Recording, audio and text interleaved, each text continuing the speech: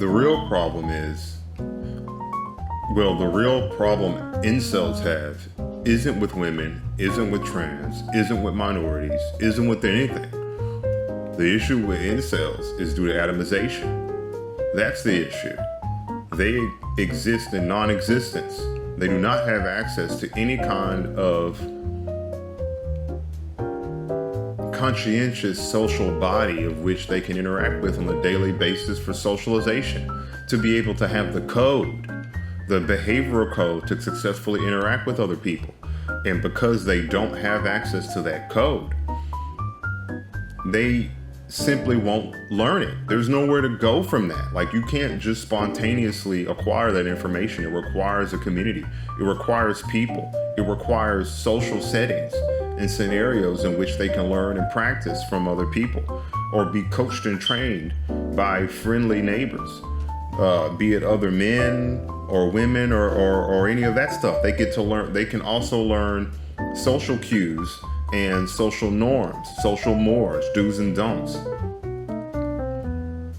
They can be updated with new and relevant behavioral code if the society spontaneously develops a new cultural or behavioral expression that's accepted or not.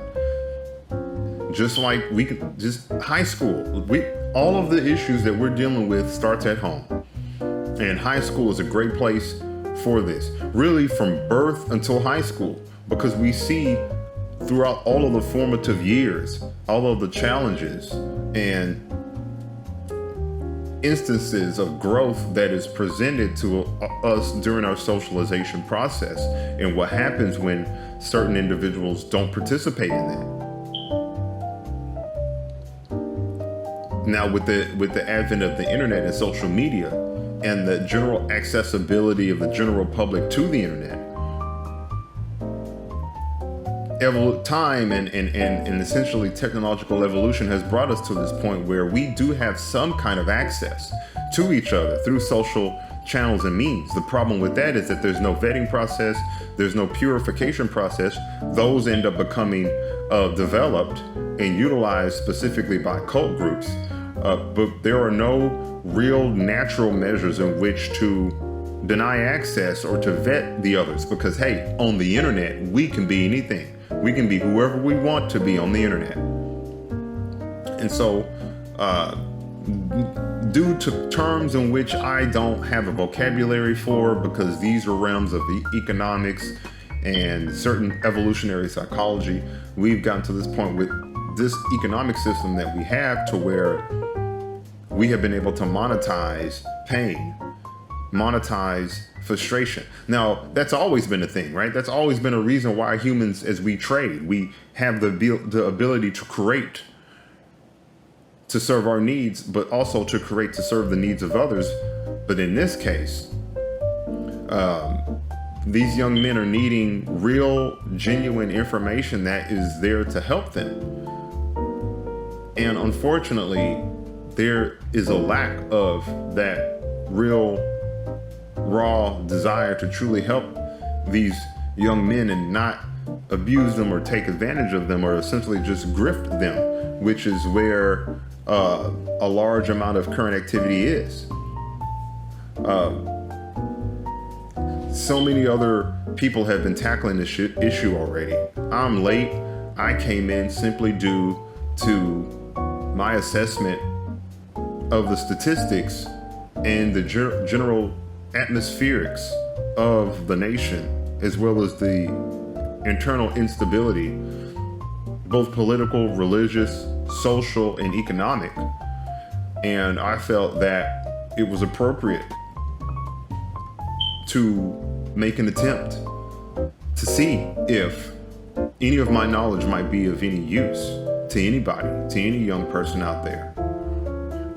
And I believe very firmly that the value is there due to not only my experience, but the simple understanding of just the nature of the way world works, right? Which is what we learn through wisdom, through story, through mythology, through folk tale and folklore.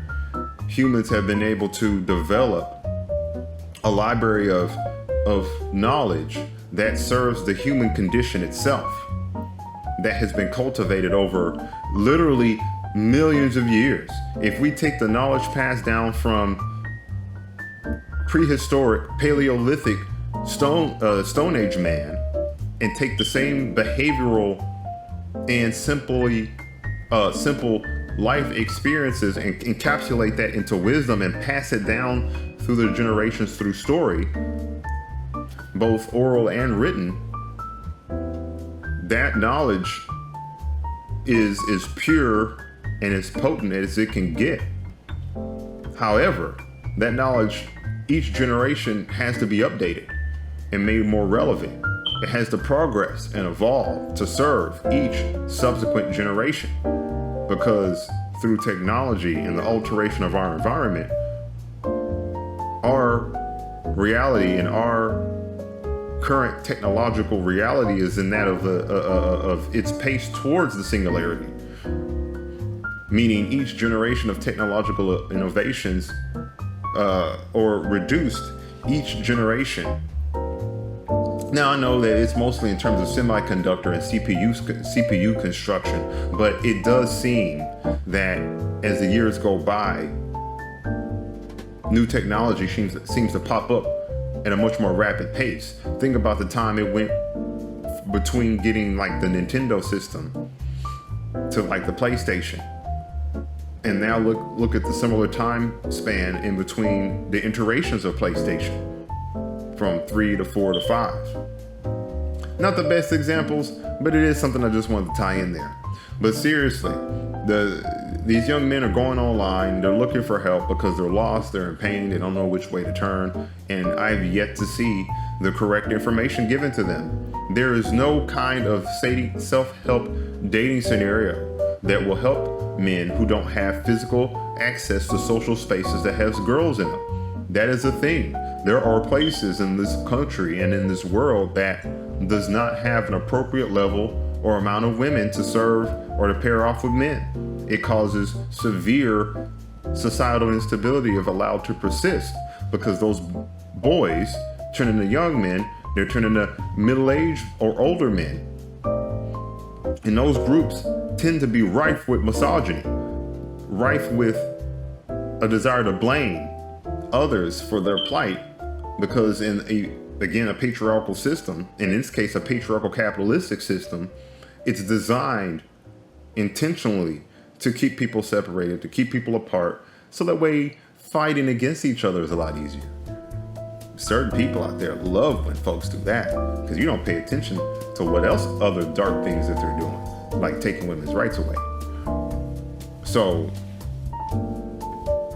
we are dealing with the fallout of the continued degradation of the American social environment due to the infrastructural reality that the country's in. Too much of America has been built in suburbia. You don't have communities in suburbia. Granted, before the invention of social media, people made do with what they had, meaning that you had to go get to know your neighbor. You had to go down to the clubhouse to socialize. You had to make do. Even then, I'm sure people fell off the wayside for not wanting to go through all of that activity, all the driving. Think about what Americans were doing during the 1970s oil embargo and the oil and gas crisis. Lines and lines and lines of cars waiting just to get fuel.